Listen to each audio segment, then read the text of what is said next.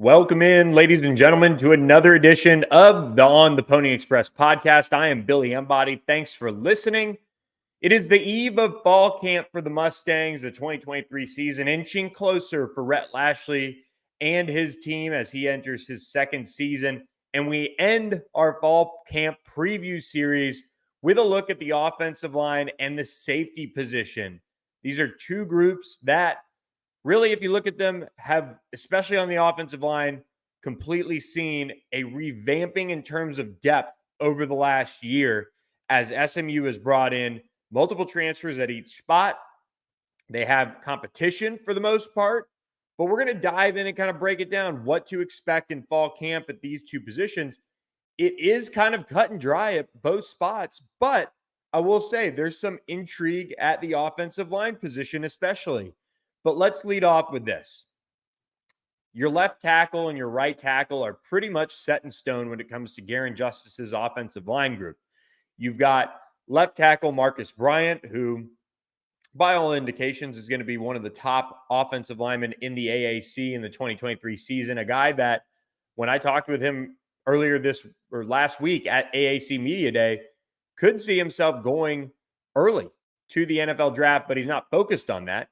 He's just one of those guys that you look up and all of a sudden he's started a bunch of games for you dating back to his true freshman season.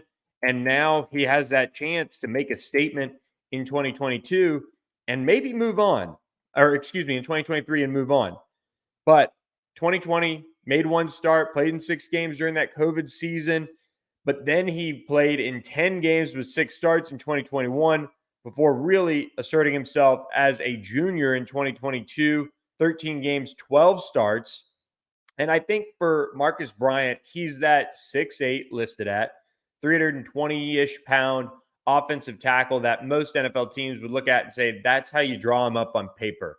He's continuously gotten better since coming out of Cedar Ridge in the Round Rock area in Texas. And he came in at, 250 pounds, around that, and has grown into this massive human. And so I think for SMU, if you have him as your left tackle and he stays healthy, the blind side for Preston Stone is in really good shape. I think he's one of those players that doesn't get enough credit for how well he's played over the course of, especially the last year in this program. And I think Tanner Mordecai, in talking with a lot of the players, had plenty of time last year to throw the football. And that is in large part because of a guy like Marcus Bryant holding down that left side of the offensive line. I think you pair him on the other side with Hiron White, a big 6'7"-ish, 320-ish pound offensive tackle who comes over from Missouri for his final season of college football. And you have two guys that you can draw them up. You can't draw them up much better than those two players, and they're veterans of college football. And I think Hiron White, I think Marcus Bryant has really seen his game step up a little bit as Hiron has taken over that right side. You can tell this season means a lot to Hiron White. He had a child in the spring, so he's a dad now. But you look back at his journey, redshirting at Missouri in 2017, played in 8 games as a 2018 freshman, then started 2 games in 11 overall as a sophomore in 2019. 2022, he was hurt and had that Achilles injury that kept him out all season. But the year before that, in 2021, he started all 11 games at right tackle for Mizzou. So if you look at Hiron White coming in and solidifying the right side of that offensive line, that's very important. We saw at times last year when SMU didn't have it together on the right side with Owen Condon playing there for the most part. He was solid, better than probably people give him credit for, but he just was seeing his body kind of wear down. And Hiron White has recovered really well from that Achilles injury last year and looks the part now of a guy who could really have a big closeout year of college football and maybe set himself up to get drafted. And obviously being home, being from DeSoto, that's an exciting piece for Hiron White as well. So when you look at SMU's offensive line, you don't have too much drama when it comes to the left and right tackle spots. Those are kind of clear-cut starters, regardless of who's behind them. The good thing at both spots is you do have some depth. I think the interesting thing is going to be maybe how Caleb Johnson fits in, the Notre Dame transfer who SMU brought in during the summer, a former four-star recruit. Maybe he's the left side, back up there behind Marcus Bryant, and you see how the chips fall. But on the flip side, at right tackle, we saw PJ Williams control that backup spot pretty much exclusively through the spring. Now, Thalen Robinson was kind of still coming back at that point. Now he's going to turn his attention to coaching and medically retire. But PJ Williams has that upside. He has that those elite traits that you want from an offensive lineman, just as a physical presence. He's got the long arms. He's a former basketball player who was no slouch on the hardwood. He's somebody that long term, he's going to be a bookend tackle. It's going to be very interesting to see if SMU is grooming him to maybe kick over to the left side at some point, or if he's going to just man that right tackle spot once Hiron White is gone. It's just one of those things. Maybe they ended up switching him, but when you look at PJ Williams and what he brings to the table, he just oozes potential. And I wonder if maybe he finds himself onto the field some way, somehow along the interior.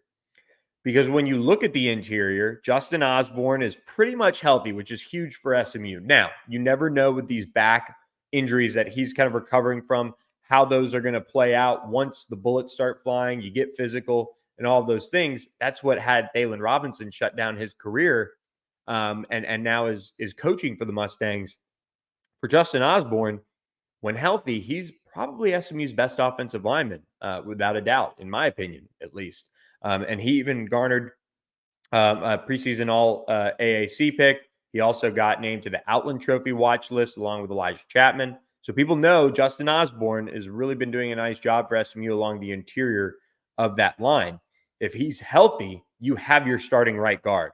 That's critical. That's a massive piece right there for SMU to have him ready to go.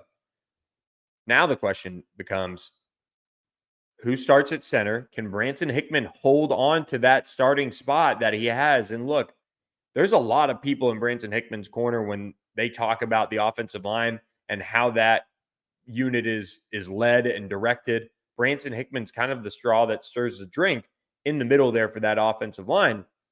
And if SMU can get him to just take his game up a notch, and he did that this spring already, it's going to be hard for Ja'Kai Clark, the Miami transfer, to unseat him. It's going to be hard for Logan Parr, the Texas transfer, to unseat him.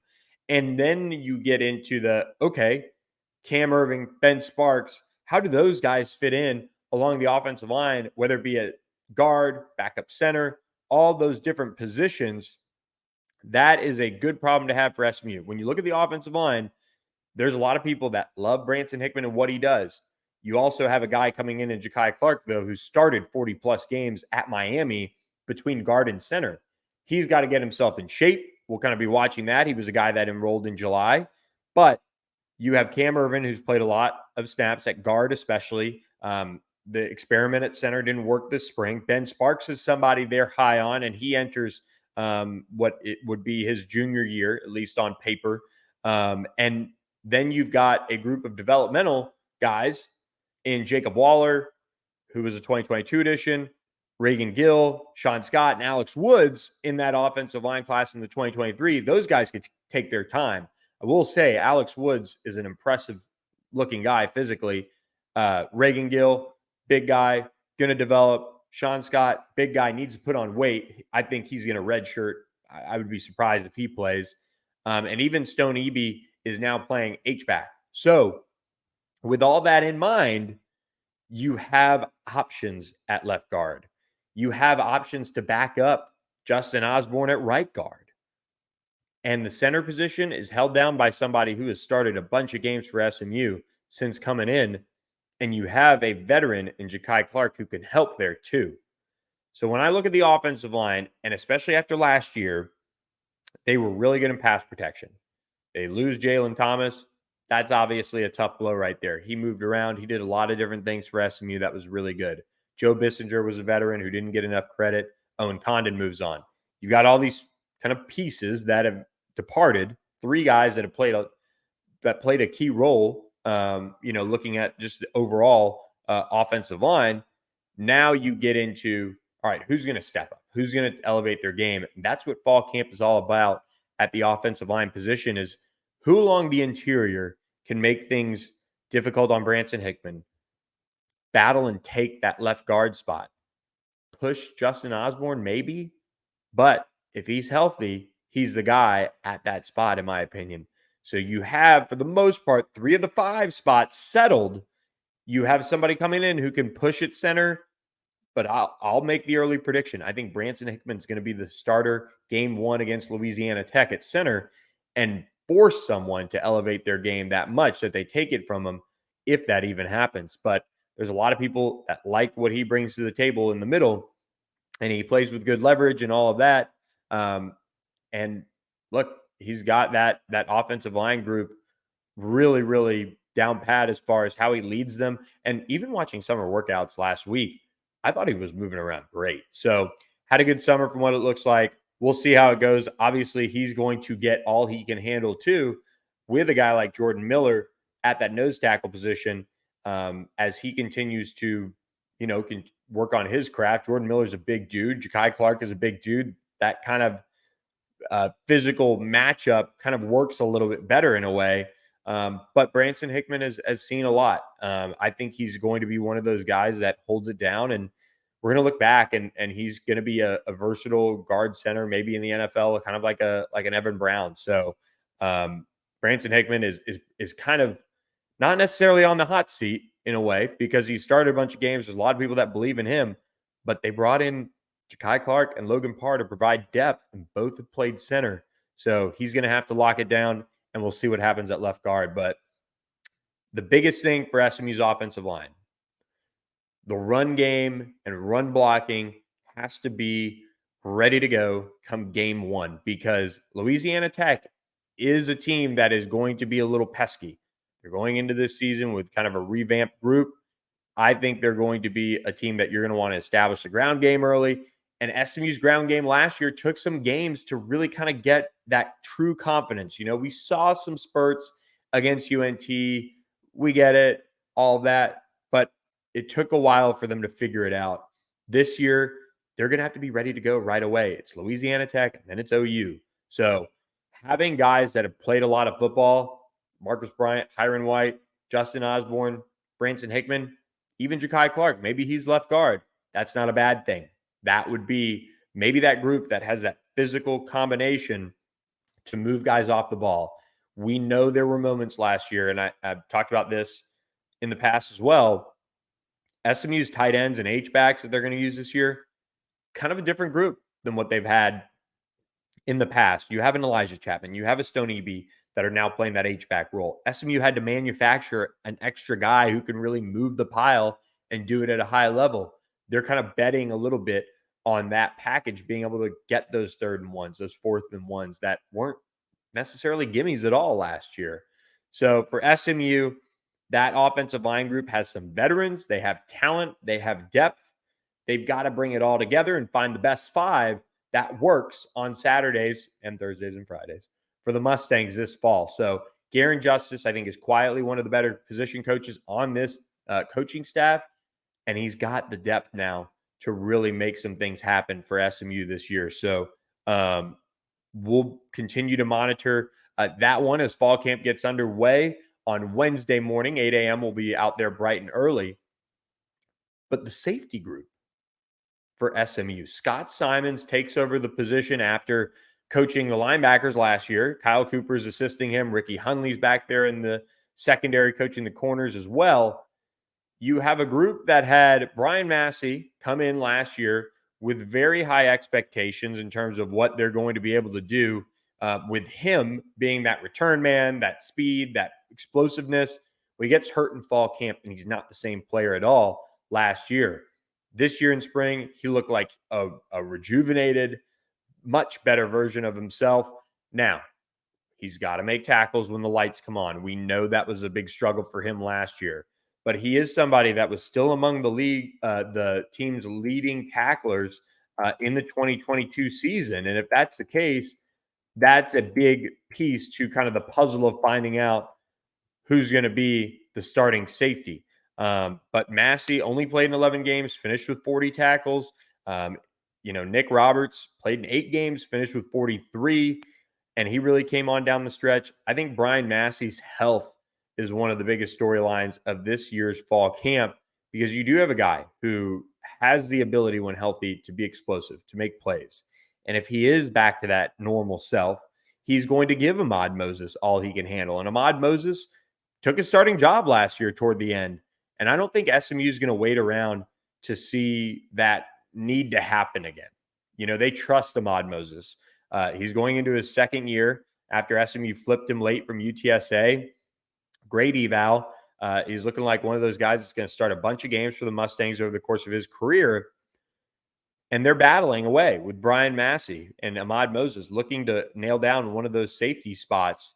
And with Ahmad Moses, he just continues to make plays. Both of them had a really good spring. So if you're looking at what are the most hotly contested position battles, that safety spot is one of those.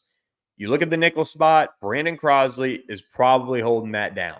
CJ Sanders was good in the spring. He's played a bunch of football coming over from Fresno State, but I felt like Brandon Crosley did enough to really make that one be a position where SMU's probably feeling pretty good about Brandon Crosley being the starter there. He's really matured a little bit more as he's gotten older. He's going into his last year at SMU, believe it or not. It feels like it really flew by since he transferred, but now you get him on campus again for this season for him to make his final statement, and he's going to be trying to do that. He's one of those guys that pushes the envelope kind of with the trash talk and things like that, gives you a little bit of swagger. It's always been about kind of directing that in the right direction.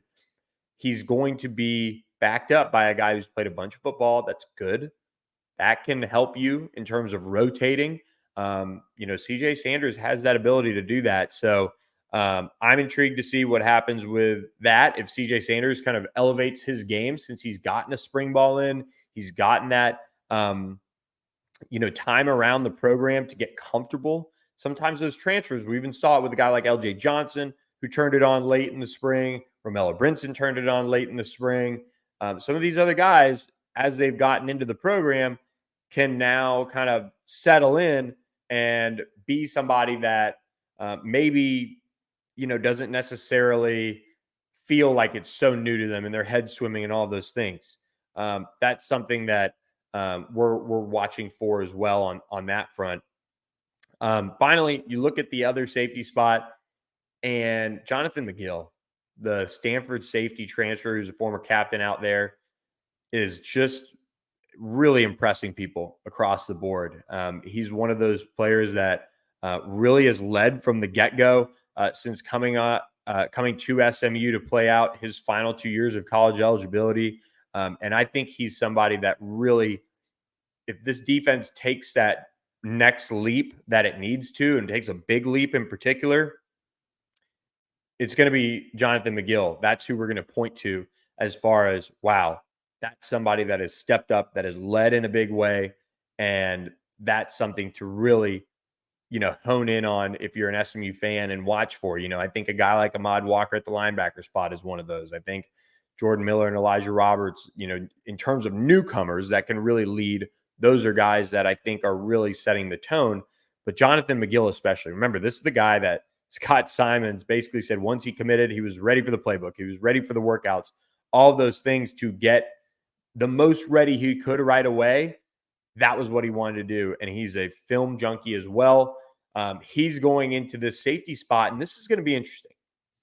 Remember, SMU has 2 starting corners, and most likely Chris Meganson, Charles Woods. They have Jahari Rogers back. They have AJ Davis, who played a lot toward the end of last year. They brought in Keyshawn Mills. They brought in Jalen Davis Robinson. They have Kavaris Hall coming back.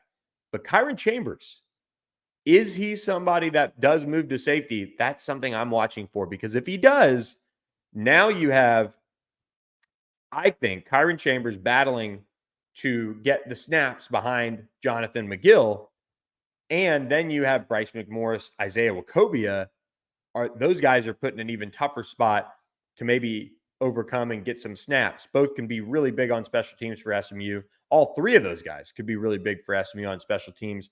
And I think Kyron Chambers is really impressive physically. He's got a chance to be a really good player down the stretch. I'm interested to see if they do play him at safety a little bit to try and create a little bit more depth and competition overall. And then you do have Abdul Muhammad coming in from South Oak Cliff in the 2023 class in this safety position. So I think the biggest thing with fall camp, and this isn't a surprise, is continuing to build off of the tackling techniques that they worked on in the spring. And it sounds so basic and fundamental, but it has to happen.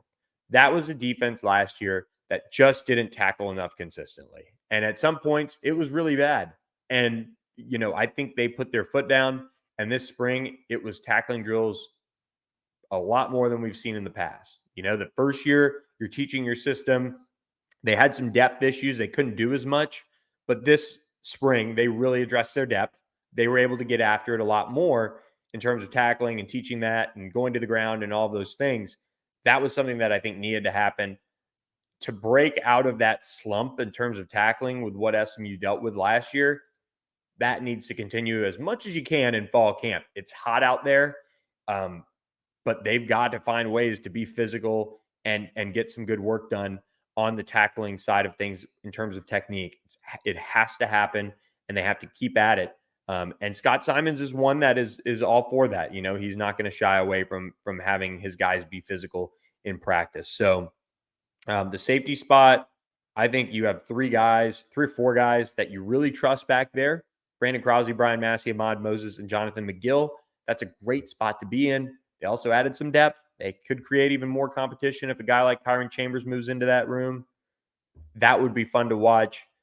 Overall, the secondary, very solidified for next season. We'll continue to monitor those, battles in fall camp to see who might take on that position and get it, taken to a next level, because that's what SMU has had to do when they've had good defenses, get good safety play. And it's tough to come by when it comes to getting guys that can run and cover in this day and age of spread offenses and speedy slots that, are man beaters and all those things. The safety position is as hard as it's ever been. So SMU tried its best to address it. I think they did it in a really smart way with a guy like Jonathan McGill, a guy like CJ Sanders, who's played a bunch, and Kyron Chambers, if he does play safety, looking like a high upside guy long-term at the position. So lots of good competition at both the offensive line and safety position. And quick note, guys, I'm not doing a special teams preview just because really I think Ryan Buchevsky is going to be your punter. Colin Rogers is going to be your kicker. And that's that on those guys. Long snapper should be Will Benton again. And then you have your punt return and kick returner. And that is wide open because we've seen what Jordan Curley, Brian Massey, guys like that can do. Jake Bailey with the ball in their hands. But how do they kind of push that in the right direction where you don't have somebody who's so valuable back there doing it so much that you get them hurt? I'm intrigued to see who ends up being the punt and kick returner. It wouldn't shock me if Brian Massey is the kick returner. He's been explosive. He's been one of the best return men in college football, so something to watch there. But punt returner especially, we've seen SMU get bitten a little bit on that front when it comes to their top guys doing it. So we'll keep an eye on who's catching those in fall camp. But with that, guys, going to close this out. If you're listening to this Wednesday morning, this is the best time of your fall camp. We go Wednesday, Thursday, Friday, Saturday of access into SMU football practice, and then we'll see what else they give us. Rhett Lashley speaks again after the first day of fall camp. So hit that subscribe button to our YouTube channel. Make sure you get the notifications for the videos as they hit your desktop or phone or however you're listening and watching out there. So we appreciate all you guys who have subscribed. Check out all of the fall camp preview podcasts out there if you missed some of them. But before I go, a quick reminder, guys, it's fall camp time. The Boulevard is just on the other side of this month, and you're going to need the official game ball of SMU to throw around on the Boulevard. So go to biggameusa.com, use promo code BEON3, the number 3, for 10% off your order. and free shipping. You can get the official game ball of SMU delivered right to your doorstep. They're right here in Addison. Preston Stone works with them on the footballs to figure out what he wants best. So go check them out, biggameusa.com. Again, promo code BEON3. Check them out. And if you're listening to this right now, $1 for a month is going on at ontheponyexpress.com. That's $1 for your first month of access. So it gets you all your fall camp news. So don't forget to subscribe before that deal runs out. It won't be around for long. So with that, hope you guys enjoy fall camp. Lots of news to come. We'll catch you next time with another edition of the On the Pony Express podcast.